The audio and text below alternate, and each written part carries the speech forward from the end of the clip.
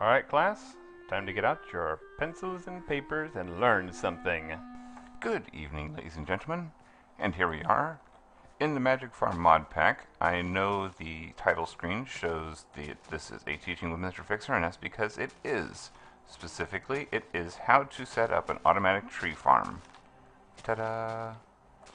Starts with a harvester, of course. In this case, I've upgraded this one with radius 3 just for stability's sake, to make sure that it will have enough size to continuously have wood growing in here. It is being powered by 1, 2, 3 Stirling engines, and as you can see, they're keeping themselves fed. And I finally figured out what the problem was, is that regular furnaces you can't pull from using Buildcraft, at least in this mod pack. Another very important thing to note is that if something falls out of a pipe, it only lasts in the real world for 1 second. So you're going to want to set up a loop here to make sure that things don't fall out by accident. But anyway, let me show you the process. Ooh. Just kind of skipping here. Here's the harvester. It sends out all the output. This is my one-way pipe, so that everything that comes in goes straight back into this filter. Filter is taking all the rubber wood, and purely just the rubber wood, and sending it up to be turned into charcoal. It's also sending 4 charcoal down to feed all of those engines, and sending 1 of 4 charcoal this direction. Sorry, not that one. That direction to get put into that chest. The next step, of course, is the saplings. Saplings are going through that pipe and being pushed down here to that. And of course that's replanting up above. That's a harvester with, once again, the radius upgrade. So that's how we're doing that. Let's see if I can get up.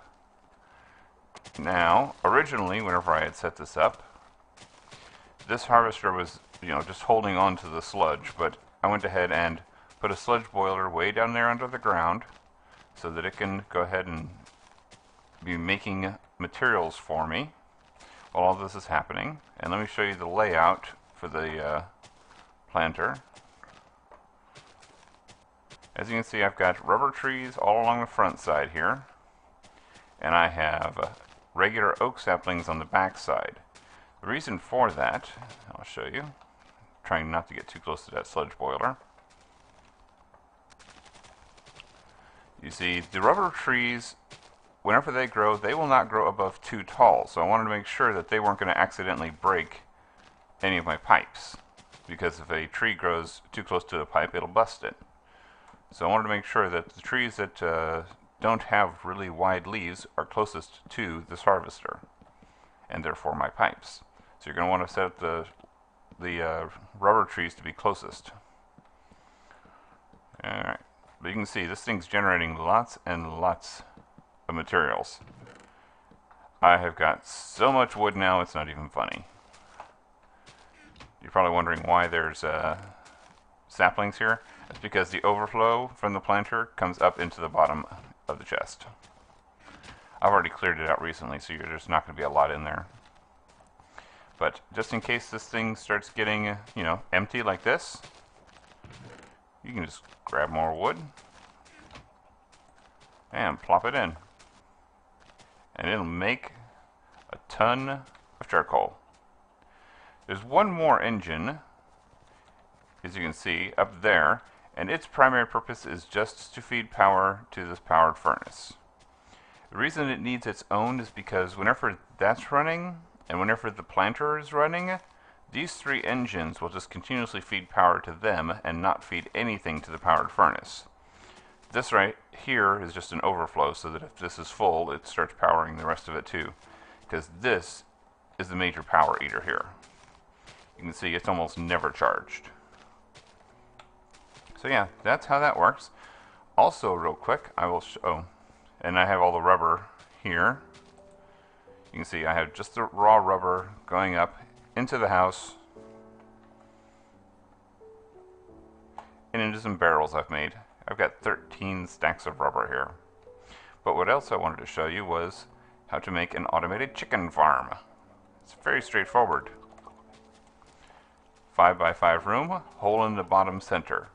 These guys are going to continuously be making eggs. And if you have seeds on you, which I do not, you can also sit here and breed them with it. And the eggs will drop down here, go into that obsidian pipe right there, and just be fed into a chest. And of course, if you want more eggs faster, just head back into the room, and those baby chickens will grow up to become adult chickens. So there we go.